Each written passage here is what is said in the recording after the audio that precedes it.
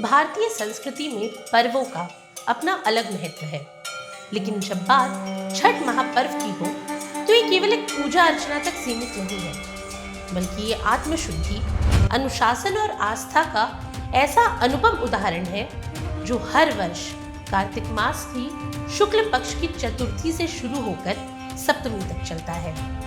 इस 4 दिवसीय पर्व में श्रद्धालु भगवान भास्कर और उनकी बहन मानी जाने वाली छठी मैया की आराधना करते हैं। लोक मान्यता है कि ये पर्व संतान की दीर्घायु, परिवार की सुख समृद्धि और पवित्र मनोभावों के लिए किया जाता है।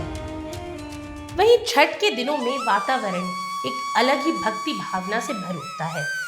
घरों में सात्विक भोजन की सुगंध फैल जाती है, घाटों पर आरती और गीतों की गूंज सुनाई देती है और जल में खड़े होकर सूर्य को अर्घ्य देने वाले व्रती के चेहरे पर अद्भुत तेज झलकता है। इस पर्व का प्रत्येक दिन विशेष होता है। पहले दिन नहाए खाए, दूसरे दिन खरना, तीसरे दिन संध्या अर्घ्य और चौथे दिन बिहनिया अर्घ्य। इन 4 दिनों की ये साधना व्रती को भक्ति और तपस्या दोनों का अनुभव कराती है। तो चलिए आज जानते हैं कि इस महापर्व की उत्पत्ति और महत्व के पीछे कौन कौन सी पौराणिक और लोक कथाएं प्रचलित हैं।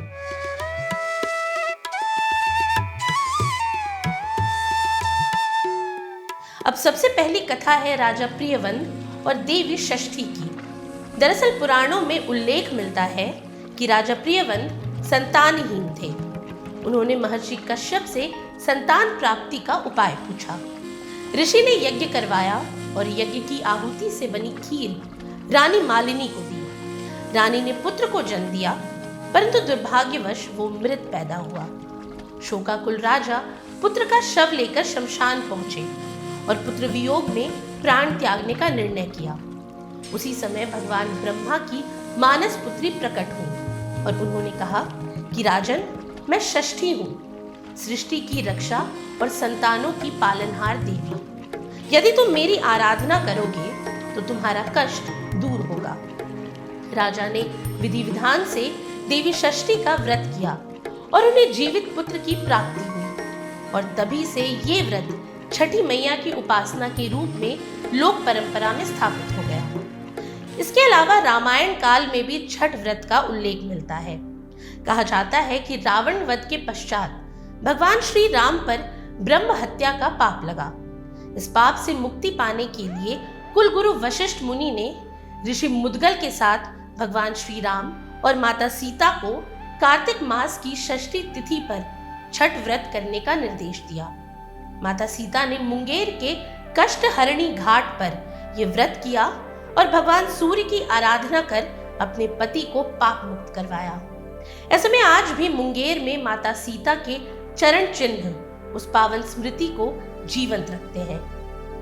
साथ ही महाभारत काल की एक कथा के अनुसार छठ पूजा की शुरुआत सूर्य देव के परम भक्त कर्ण ने की थी। कर्ण प्रतिदिन कमर तक जल में खड़े होकर सूर्य को अर्घ्य देते थे। सूर्यदेव की कृपा से उन्हें दिव्य कवच और कुंडल प्राप्त हुए जो उनकी रक्षा करते थे। कर्ण ने जीवन भर सूर्य उपासना को अपने कर्म का हिस्सा बनाए रखा। माना जाता है कि उनकी इसी उपासना से प्रभावित होकर सूर्य आराधना की ये परंपरा आगे चलकर छठ पर्व के रूप में प्रचलित हुई।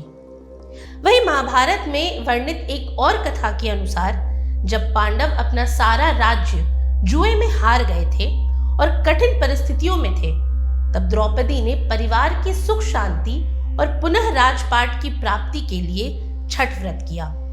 सूर्य और छठी मैया की आराधना से उनकी मनोकामना पूरी हुई और पांडवों को उनका राज्य वापस मिला। अब गौरतलब है कि छठ महापर्व केवल एक धार्मिक अनुष्ठान नहीं, बल्कि ये जीवन की सरलता, आत्मसंयम और प्रकृति के प्रति आभार का प्रतीक है।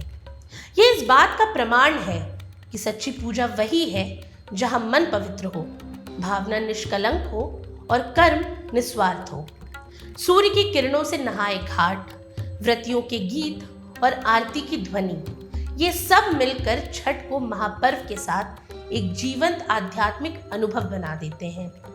ऐसे में जब मनुष्य अपने भीतर की रोशनी को पहचान लेता है तभी वो सच्चे अर्थों में उगते सूरज के दर्शन कर पाता है। आज के लिए इतना ही। ये सामग्री आपके लिए जुटाई थी उर्वशी शेखर ने और वीडियो संयोजन किया था राहुल कुमार ने। ये वीडियो आपको कैसा लगा हमें कमेंट सेक्शन में ज़रूर बताएं और ऐसी तमाम रोचक जानकारियों के लिए बने रहिए स्वराज पोस्ट के साथ। और अब तक अगर आपने हमारे YouTube चैनल को सब्सक्राइब नहीं किया तो अभी जाकर करें और Facebook पर हमारे पेज को लाइक और फॉलो करना ना भूलें।